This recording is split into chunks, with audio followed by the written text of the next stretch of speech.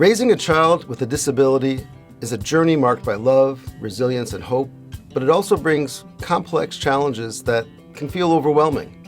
Parents are navigating unfamiliar systems, advocating fiercely for services, and making critical decisions, all without a roadmap. So we're pleased to provide families with a new resource and roadmap. I'm Dr. Brad Schlaggar, President and CEO of Kennedy Krieger Institute. Join me and my guests, Dr. Mary Leppert and Maureen Van Stone, as we discuss the Maryland Guide for Families of Children with Disabilities. From the moment a developmental disability is recognized, families are often thrust into a world of medical terms, therapy options, educational plans, health insurance systems, all while trying to understand the potential impact on their child's future. It's not just the information that's overwhelming, it's the lack of clear, accessible guidance. Parents are expected to become experts in neurology and special education law, in behavioral health and care coordination, often with little more than a stack of paperwork and a few referrals. And while professionals may be doing their best, the reality is that many families are left to piece together answers on their own. Parents are navigating unfamiliar systems, advocating fiercely for services, and making critical decisions, all without a roadmap. And that's not how it should be. Families shouldn't have to do this alone, which is why this episode of Your Child's Brain is so important. We're proud to introduce the Maryland Guide for Families of Children with Disabilities, a comprehensive resource developed by Kennedy Krieger Institute with support from the Maryland Department of Health's Behavioral Health Administration. This guide was created to empower families to help them find clarity, connection, and confidence as they care for their children. In this episode, we'll describe how this guide can be a lifeline for those who need it most. And we have my exceptional colleagues from Kennedy Krieger here with us to discuss this important topic that we hope will help ease the burdens for families in navigating this complicated process. They are Dr. Mary Leppert, a neurodevelopmental pediatrician in the Department of Neurology and Developmental Medicine at Kennedy Krieger Institute, where she is, among many other roles, the chief editor of the Kennedy Krieger Instruction in Neurodevelopmental Disorders, the KIND curriculum. Dr. Leppert is also an associate professor of pediatrics at the Johns Hopkins University School of Medicine. Also joining me is Maureen Van Stone, an attorney specializing in special education law. She's an assistant vice president and director of the Maryland Center for Developmental Disabilities at Kennedy Krieger and founder of Project HEAL.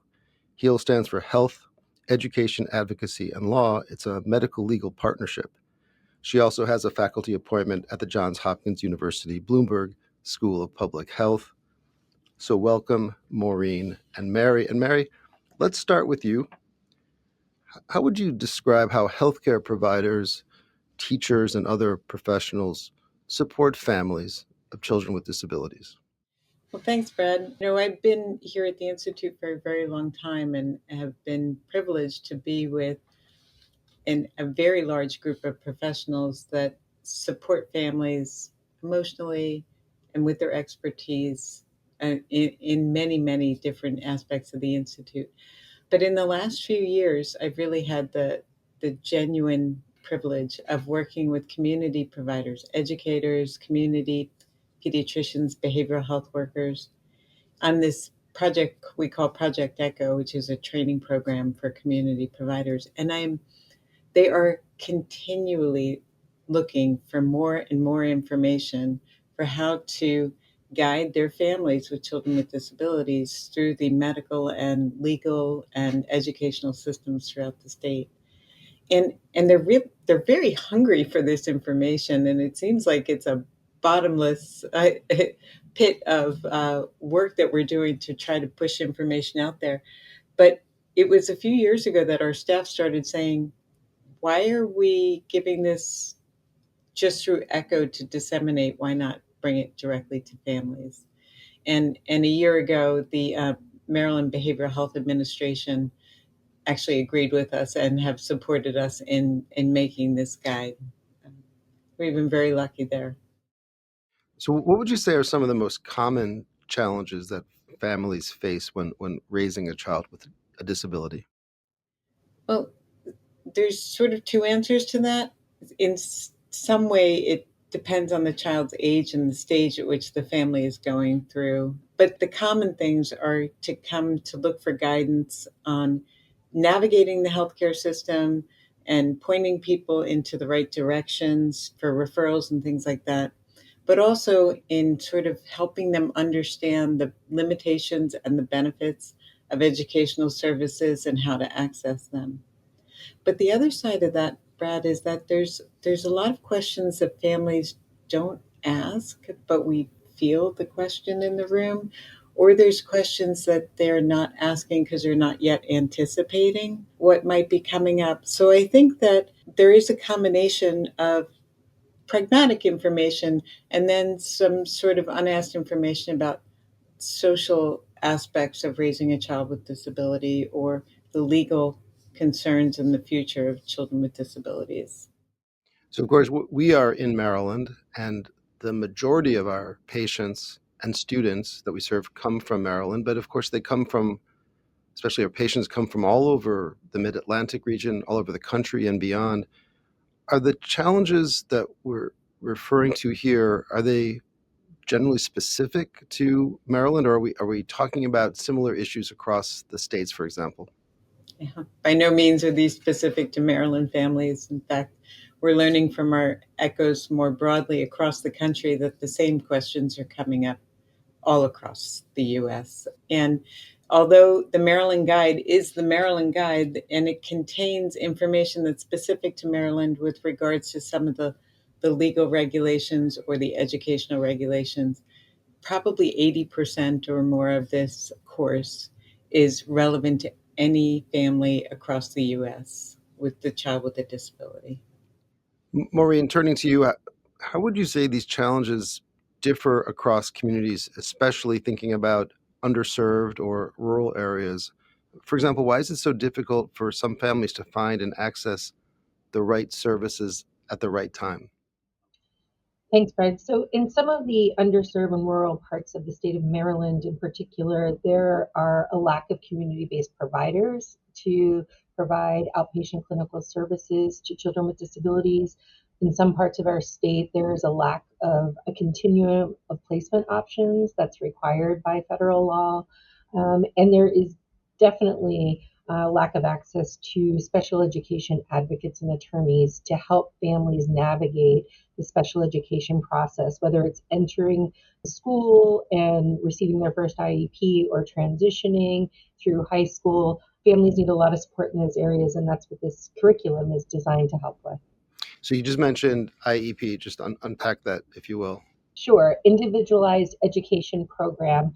And there's also a provision under the law that is for individual family service plans. So the family service plans are for the younger kids, and then when they transition to school-based services, they would receive an IEP. So, Mary, what would you say are some of the barriers, could be emotional, logistical, systemic, that prevent families from gaining access to the help that they need? So I think the first barrier is probably just knowing where to look for information. I think information is a big barrier. Knowing where to look for information, knowing whether the information that you find you can trust or not, I think is the first problem. But then access is, I think, our biggest problem. And that access is a barrier because of distance. You know, most of the centers that take care of children with disabilities are urban centers. So we're far distance from some of our rural counterparts. Our wait lists are long. That's a barrier. And sometimes insurances are a big barrier to accessing care. Maureen, one of the other barriers that exist is the relatively complex and siloed systems that we have, the way the world is set up, that education is siloed separately from healthcare. I mean, especially like at the governmental level, for example. How can professionals better support families in understanding and navigating those complex and siloed systems? I think it's important that professionals educate themselves about these different systems. And a lot of clinicians don't even understand actually how these different siloed systems can work together. And so educating themselves and then sharing resources like this curriculum with families. And while it's designed in the title, it has the word families, I think that these modules can be very helpful for professionals as well on a variety of topics that they may be unfamiliar with. So to the extent that we can spread the word about the different topics and the modules that we've included in this curriculum, it can be a great resource for both, professionals in the field as well as families who are working directly with their children. Okay, so we've talked about the guide, but we haven't talked about the guide yet. So, Mary, just describe what is the composition of the guide? Is it a bound pamphlet? Go through the organization of it, and in doing so, answer how does the guide for families of children with disabilities address the kinds of challenges that we've been talking about? So it does kind of sound like it should be a handbook or a pamphlet of some kind. It is not.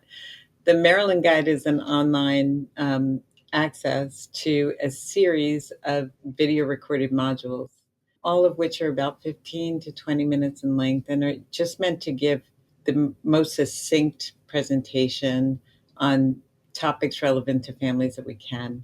The guide is set up so that there are 5 different topics with subsets in each topic. The topics include healthcare, which includes like the diagnostic odyssey and having to receive the diagnosis, and health maintenance and mental health maintenance for individuals with disabilities. There's a section on the educational processes and benefits and services that are available to children with disabilities in the state. There's a section on family considerations that really talks about what it's like to raise a child in the family setting and all the complications that that brings. And then there's a section on the legal and transition programs for those children who are leaving the educational system, which is an entitlement system, and moving into the eligibility system of adulthood. And then finally, we learned that as our experts were making these modules, as we call them, for learning, that they were rich with resources specific to the topics that were being delivered. So we also pulled out all of those resources and really just have a resource center at the end of the curriculum that is pretty comprehensive for legal, educational, and family support. Maureen, Mary just mentioned among the segments of the guide, she talked about this transition period that goes from youth and entitlement to transition to adulthood and eligibility. Can you speak to why that particular segment is so consequential for families who are navigating this space? Yes, absolutely. So it's a really confusing process for families who are used to working directly with healthcare providers and educators in our local school systems to provide all the services and supports that the child with a disability needs and they're entitled to under federal and state law and regulations. And then when they reach the age of majority, which in Maryland is 18 years old, there is a huge shift from this entitlement to services and supports to determining eligibility. And one unique thing about this guide is that we address all the facets of that transition from entitlement to eligibility, whether it's transition planning through the IEP process, whether it's transitioning to adult supplemental security income benefits, whether it's transitioning to young adults with disabilities being able to save money through ABLE accounts, whether it's transitioning to clinical care and needing to develop an advanced directive for mental health, or a power of attorney for financial matters. So this curriculum addresses all of these issues of the transition from entitlement to eligibility. Maureen, inside of the Institute, we have something that we refer to as the Resource Finder. It's this compendium of up-to-date information about resources broadly for individuals with neurodevelopmental issues and beyond. And it's available to anybody who wants to gain access to it. You don't have to be a patient or student of Kennedy Krieger to gain access to this resource finder. But my question is, what makes this guide different from other resources, such as the resource finder, that are currently available for families? So for the Resource Center and other resources, they aren't necessarily fully vetted, and we can't really attest to what the resource is and whether or not it's appropriate for certain children and families. What we can say about this guide is we have content experts in all of these areas, and there are a number of attorneys who develop these modules across Project Heal, and have contributed specifically to their areas of expertise, and navigating. And I think most of the resources that exist out there do not contain legal resources, and it isn't access to having an expert attorney being able to talk about some of these complex issues in a really understandable way. And as Mary mentioned, these modules are 15 to 20 minutes, and it's taking a lot of dense information and packaging in a way that it will be easy for families to access the module when they need it, right? So not every family is going to need every module at various stages, and so they can access it when it's an issue that their child or adolescent is facing, and then they have access to this particular content area. So, Mary, we the process of creating the guide included expertise, clinical, educational, legal, as Maureen was just referencing. But what other voices were included in its creation to represent the insights that come from people with lived experiences in disability? Yeah, we were very fortunate. Maureen and I worked with a colleague, Mia Sato, who runs our LEN program here. And that includes family as faculty. And we were very fortunate to have Dr. Sato arrange for us some family members who contributed their own experience, their learned experience, and the emotional and logistical issues that they had along the way. We also had siblings of children with disabilities speak to what it was like to be raised in a family with children with a child with a disability. So I think all in all, in addition to the expert faculty, we have expert families that are really brought a lot of flavor and nuance to the curriculum that I think is value to everybody. For both of you, as you were thinking about the creation of this guide, what kind of impacts did you hope the guide would have on families and caregivers? What was your expectation? As a clinician and spending time with families with children with disabilities, learning that there were a lot of things that they didn't know were coming. So anticipating, like putting together resources that allowed them to anticipate challenges, um, to to allow them to prepare for those challenges with the nuance. Like Maureen was talking about the fact that these expertise are spending 15 minutes really breaking it down. They bring nuance from experience that knows that there's some easier ways to do things or there's some more effective ways to do things that I think is valuable. And then finally, I think that my hope was that this would be a good resource to optimize their advocacy for their children. So.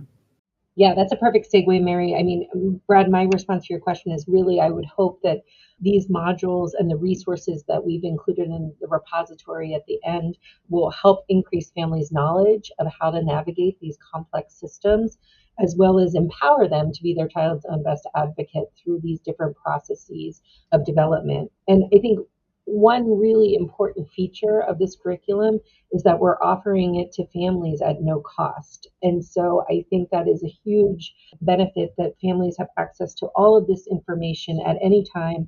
And they don't have to subscribe, or they don't have to pay for a subscription or anything like that. This is something that is offered, and many thanks to the state for its contributions. But I think it's a way that families can use it and then share it with other families in their communities. It's really important that the guide gets into the hands of families. So, Maureen, how can organizations and professionals help ensure that that happens, that the guide gets to those who need it most? And what are we doing to help facilitate that process? Well, one thing that I've been doing is sharing it with local educational agencies or school systems across the state of Maryland, specifically with the departments of special education in those local jurisdictions, as well as every single county in the state of Maryland has something called a Special Education Citizens Advisory Committee, which is open to all families raising children with disabilities in that local jurisdiction. And so sharing the information regarding the guide with those CCACs, as well as other local support groups, particularly in those under-resourced areas of the state.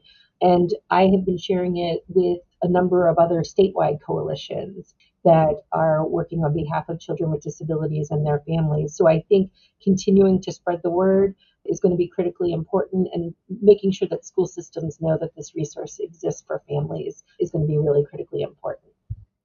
Mary, what would you say in terms of steps that we're taking to help ensure that this guide gets out to those who need it most? We are disseminating it to all of our patients that we think it's for whom we think it's relevant, but we're also really talking it up in the ECHO programs for primary care practitioners across the state of Maryland. The Behavioral Health Administration has also made it available to their local behavioral health agencies across the state. So I think there's a lot of effort. We were talking a moment ago about how it's easy to imagine that this guide is a bound book that you could hold in your hand or a pamphlet.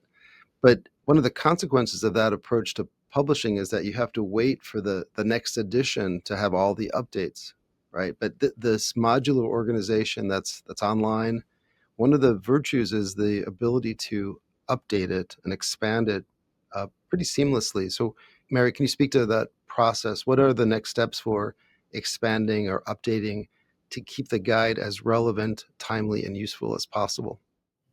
Yeah, sure. We will be continually updating the curriculum. We're bound to do that just by educational standards, but also just because the information changes so quickly. So we will be looking at it at least once a year to make sure that we're giving the most up-to-date resources. But we're also hoping to get feedback from some of the people who have used the curriculum. And if we're missing very important bits of information, we'd like to add that. So we need the voices of the people that are accessing it to improve it and to update it continually. Mary, this guide is one way to help facilitate the building of stronger mechanisms of support for families. But more broadly, how can we continue to build stronger networks of support, both that are formal and informal for families of individuals with disabilities? That's a really great question, and I think a timely one because we know that access to care is getting more and more difficult, I think.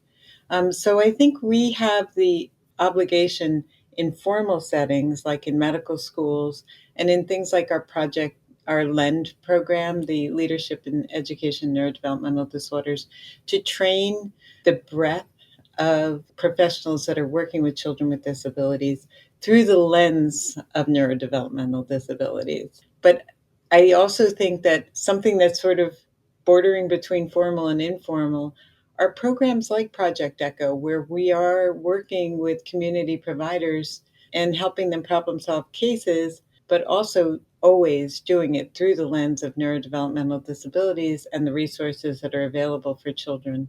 Informally, I think we really depend on the families supporting other families. And I think that may be the most effective way of building support for families. Maureen, the community made up of community members broadly, but educators, healthcare providers, we are all implicated in the need to create an ever more inclusive and accessible environment, especially making it possible for people with disabilities and their families to gain access to resources. What can we all do? What can community members broadly, all of us do to make sure that there's greater access to more inclusive and accessible resources? I think it's important that information is translated into plain language for families so that it is not overly complicated, so that there's an easy way for them to understand it. I think ensuring translation in some of our communities that are non-English speaking communities is critically important. I think creating accessible modules like we did with this curriculum, where it's really short modules that families can access anytime, day or night, in no particular order. I think it makes it really appealing to families. So I think continuing to embrace those kinds of efforts across the board, and then most importantly, just sharing the information. So there are lots of great resources in the state of Maryland, but it's really the information sharing piece that sometimes break down from sort of the higher level at the State Department of Education to the local school system to the IEP table to the families. And so I think trying to break down some of those barriers and make information available is going to be critically important, particularly in navigating the difficult spaces that the education system is currently facing. And Maureen, sticking with you, there's an emerging literature that demonstrates that clinical providers, inclusive of physicians, really have a superficial knowledge in general of the Americans with Disabilities Act and other legislation that requires certain provision of services for individuals with disabilities. Can you speak to the importance of us doing better in training medical providers, whether it's physicians or other sorts of clinical providers, in this area to deepen the knowledge in this space?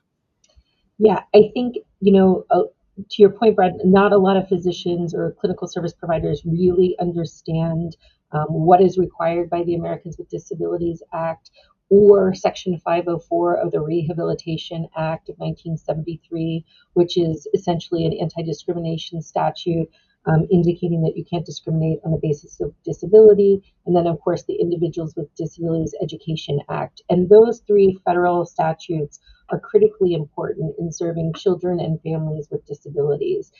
So to the extent that medical curriculum can be developed so that clinicians are aware of and understanding of all three federal statutes is really important. I think, to the extent that I can and others who are attorneys practicing in this space are, pushing in and offering guest lectures at undergraduate institutions and graduate programs. And then I think also offering training opportunities for undergraduate, graduate, law students on really enhancing their ability to not only learn about these federal statutes, but what it means in translating into services that are being provided either in the clinical space or in the school setting. Yeah, Mary, I would say that reflecting on my own medical education, going back to the mid to late 80s and then training as a resident in the 90s, even in neurology, there really wasn't a focus on this aspect of the law and our obligation as providers of clinical services to understand what the law says. How about your experience? What would you say? I think my experience is very similar. And I think we need to carry the perspective that the law was developing during our training. So it sort of wasn't well established. We were all still, as a nation, getting accustomed to it. But I do want to say that the reason that we are aware now might be from the voices from the families, not from the laws themselves. And I can't stress enough how I think making that education a priority really needs to come from loud family voices saying, we need you to know more. It needs to be part of everyday training. I have to agree with you. I think my own sort of on the job education came primarily from the families that I was working with. I think that's an excellent point. So, for our last question, I think an important one, how can families get access to this guide? So the guide is, as Maureen said, free and available on our website. So the kennedykrieger.org website. Just search Kind for Families or Kind Curriculum. It will come up either way. And invite you to have a look around on the course. It is, as Maureen said, something that isn't going to be relevant to every family at any given time. It's what we call a just-in-time sort of resource. So when you need it, we hope it's there for you. Well, and we'll post a link on the webpage associated with this episode for people to be able to access that resource directly as well. And I think this is a great place to end. Thank you to our guests, Dr. Mary Leppert and Maureen Van Stone. We hope that you, our listeners, have found this discussion interesting and informative. Please check out our entire library of topics on Your Child's Brain at wypr.org, kennedykrieger.org/YCB, or wherever you get your podcasts. You've been listening to Your Child's Brain. Your Child's Brain is produced by Kennedy Krieger Institute with assistance from WYPR and producer Mark Gunnery. Please join us next time as we examine the mysteries of your child's brain.